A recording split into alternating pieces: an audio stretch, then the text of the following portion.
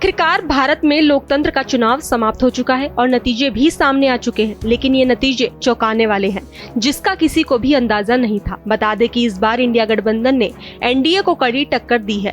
NDA को इस बार 292 सीटें मिली हैं, जो कि बहुमत के आंकड़ों से ज्यादा है। तो वहीं दूसरी तरफ इंडिया गठबंधन को इस बार लोकसभा चुनाव में 234 सीटें मिली हैं। लेकिन इन सब के बीच बीजेपी की जीत की बात करें तो बीजेपी ने उन 2 राज्यों में जीत हासिल की है जहां के सीएम जेल में हैं। जी हां, हम बात कर रहे हैं दिल्ली और झारखंड की। तो आइए जानते हैं कि दिल्ली और झारखंड में बीजेपी के नतीजों के बारे में।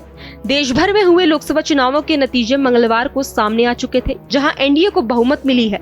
हालांकि इस चुनाव में बीजेपी को कुछ राज्यों में बड़ा झटका जरूर लगा है। बावजूद इसके एनडीए अपने विरोधी इंडिया गठबंधन को मात देने में कामयाब रहा।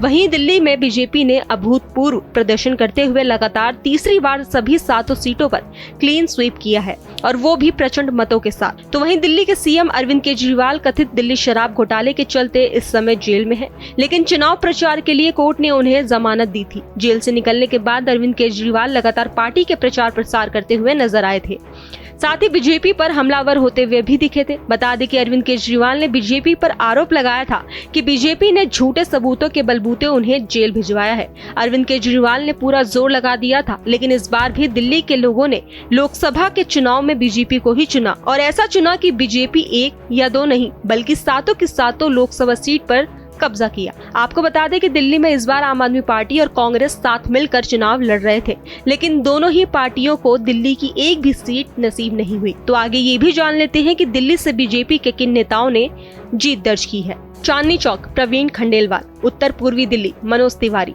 पूर्वी दिल्ली हर्षदीप मल्होत्रा, दक्षिण दिल्ली रामवीर सिंह बिधूड़ी, पश्चिमी दिल्ली कमलजीत सिंह सहरावत, नई दिल्ली बांसुरी स्वराज, उत्तर पश्चिमी दिल्ली योगेंद्र चंदोलिया। बता दें कि इस लोकसभा चुनाव में बीजेपी ने उत्तर पूर्वी दिल्ली से मनोज तिवारी को छोड़कर बाकी सभी 6 निवर्तमान सांसदों का टिकट काटकर नए चेहरों पर दाव लगाया था, जिसमें वो न केवल कामयाब हुए बल्कि बीजेपी के सभी प्रत्याशियों ने भारी मतों से इंडिया गठबंधन के प्रत्याशियों को मात दी।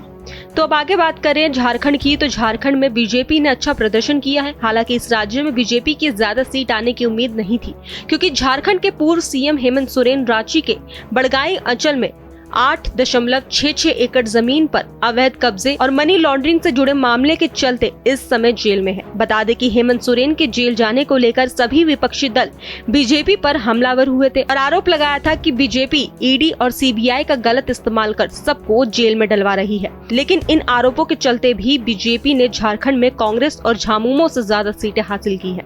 हेमंत सोरेन के जेल जाने के बाद पत्नी कल्पना सोरेन ने चुनाव लड़ा था और उन्होंने जीत हासिल की है।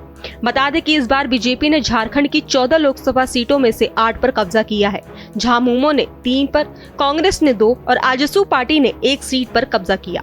तो आपको ये भी बता दें कि बीजेपी, झामुमो, कांग्रेस और आजसू पार्टी ने किन किन सीट पर जीत हासिल की। इन 8 सीटों पर जीती बीजेपी गोड्डा निशिकांत दुबे, चतरा कालीचरण सिंह, कोडरमा अन्नपूर्णा देवी, धनबाद धूलू महतो, रांची संजय सेठ, जमशेदपुर विद्युत बरण महतो, पलामू विष्णु दयाल राम, हजारीबाग मनीष जायसवाल। इन 3 सीटों पर जीती झामुमो। राजमहल विजय कुमार हासंदा, दुमका नलिन सोरेन, सिंहभूम जोवा मांझी, इन 2 सीटों पर जीती कांग्रेस। खूंटी कालीचरण मुंडा, लोहरदगा सुखदेव भगत। अब आखिर में बात करें आजसू पार्टी की, तो आजसू पार्टी ने इस 1 सीट पर जीत हासिल की। वो सीट है गिरिडीह, जहां से चंद्र प्रकाश चौधरी ने जीत हासिल की है। फिलहाल खबरों में बस इतना ही। बाकी देश और दुनिया की तमाम खबरों के लिए देखते रहिए भारत एक्सप्रेस।